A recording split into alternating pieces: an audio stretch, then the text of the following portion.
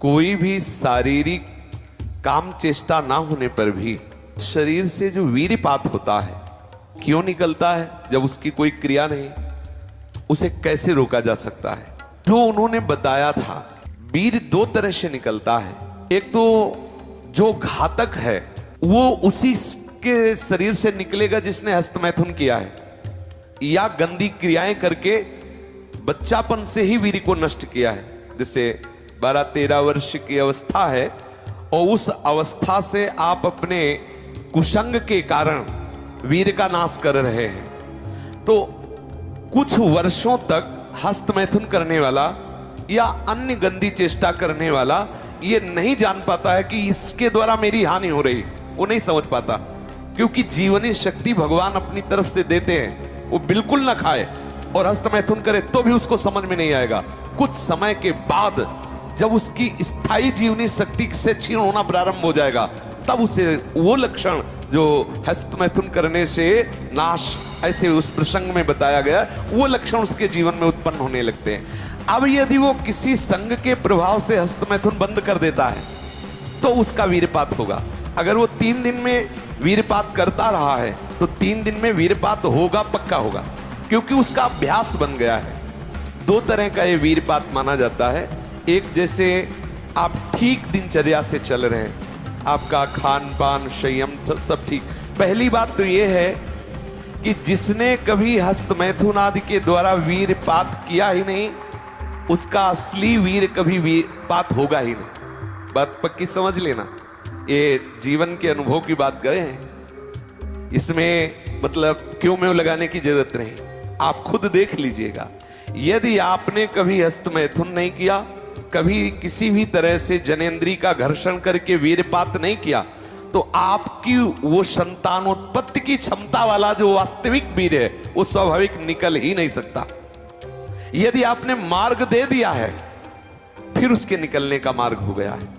तो एक होता है, परमहंस जी ने बताया कि एक होता है कि आप सो रहे हैं और आपको बिल्कुल पता नहीं, मतलब बिल्कुल कोई काम का संकल्प नहीं, कोई क्रीड़ा नहीं, और आप जगे, आपको ऐसा लगा कि वीर्यपात हो गया, वो दोष नहीं है। जैसे जब हम गुड़ बनाते हैं तो उसमें गंदा फेन निकलता है ऊपर, पतोई कहते हैं गांव में।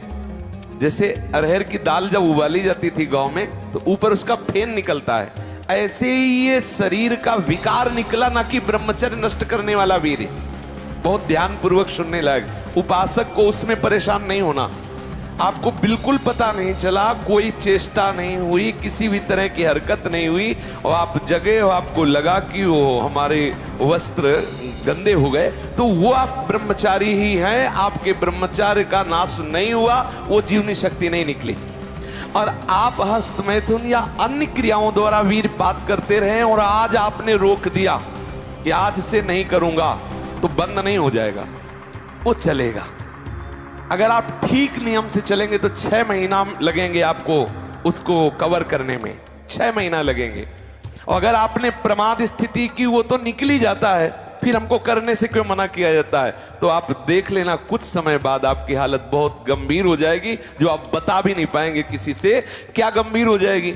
आप ऐसे ही साधारण क्रियाओं में ब्रह्मचर्यहीन हो जाएंगे, ऐसे ही छुएंगे वैसे आप ब्रह्मचर्यहीन हो जाएंगे। ये हम सब महापुरुषों के अनुभव और मिले हुए लोगों से, सैकड़ों लोग ऐसे मिलते हैं जो अपनी स्थितियों को बताते हैं। तो जो संत महापुरुषों ने जीवन में अनुभव किया है, उसके आधार पर पहले साधक को चाहिए कि ये देख ले कि हमारे द्वारा कोई हस्तमैथुन आदि क्रियाएं, जो निंदनीय क्रियाएं, वो तो नहीं हो रही।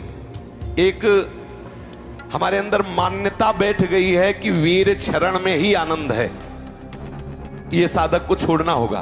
क्या तुम्हारा जीवन का आनंद केवल इतना ही है? कब ब्याह हो तो संतानोत्पत्ति के लिए वो मार्ग, तब तक आप ब्रह्मचारी रहे। क्या इतने इंद्रियों के गुलाम हो गए?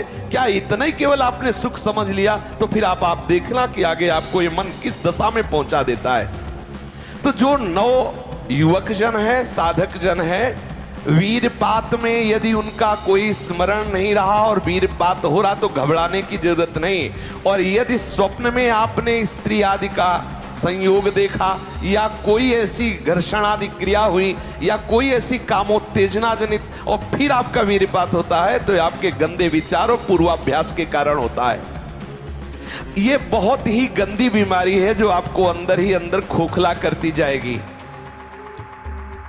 ये जो शुक्रपात, वीरपात, वीर स्खलन, स्वप्न दोष जिसे कहा जाता है, ये दैहिकी वीरपात और व्याधिकी वीरपात। दैहिकी वीरपात जो स्वाभाविक हो जाता है उसमें बिल्कुल आपकी हानि नहीं, कोई दोष नहीं। और जो ये व्याधिकी वीरपात है ये बहुत हानिकारक है, ये आपके जीवनी शक्ति को नष्ट कर देने वाला है, इसलिए इससे सावधान रहें। सबसे पहली बात, ऐसे लोगों का कदापि संग न करें जो हस्त मैथुन करते हैं। जो ऐसे लोगों का कदापि संग न करें जो गंदी तरीके से वीर्य का नाश करते हैं। वीर्य संतानोत्पत्ति के लिए शास्त्र आदेश करता है, मनोरंजन के लिए नहीं। ये जीवनी शक्ति, मनोरंजन का भी भाग नहीं है। पहली बात, इस स्वप्न दोष से निकलने के लिए हस्त मैथुन को पूर्णतया बंद कर दिया जाए। अगर आप सदगृहस्थ भी हो चुके हैं तो कुछ महीने के लिए आप अखंड ब्रह्मचर्य का नियम लें, जब तक आपका वीर्यपात होना ठीक ना हो जाए।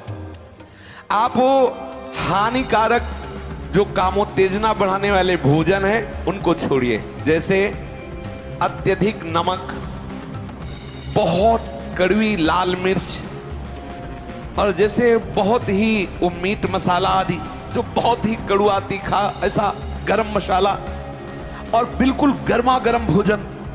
ये आपके स्वप्न दोष के ठीक होने की बात है। यदि आप स्वप्न दोष से बचना चाहते हैं तो अत्यधिक नमक, बहुत कड़वी मिर्च, बहुत ही वो उष्ण गर्मा गर्म भोजन, बहुत गर्म मसाले से बना हुआ भोजन, और अत्यंत खट्टी चटनी, जैसे इमली की है, कच्चे आम की चटनी है, और मांस। ये जो लोग कहते हैं कि मांस ताकतवर होता, तुम्हारी चर्बी बढ़ा देगा, ताकत नहीं। ताकत कहते हैं संकल्प शक्ति को। ताकत शरीर शक्ति प्रधानता नहीं होती। संकल्प शक्ति का एक महात्मा पूरे समुद्र को अंजुलि में पी गया। देखो, संकल्प शक्ति, शरीर की शक्ति एक सीमित शक्ति है, संकल्प शक्ति एक महान शक्ति है। जो ब्रह्मचर्य से युक्त होता है उसकी संकल्प शक्ति बढ़ती है।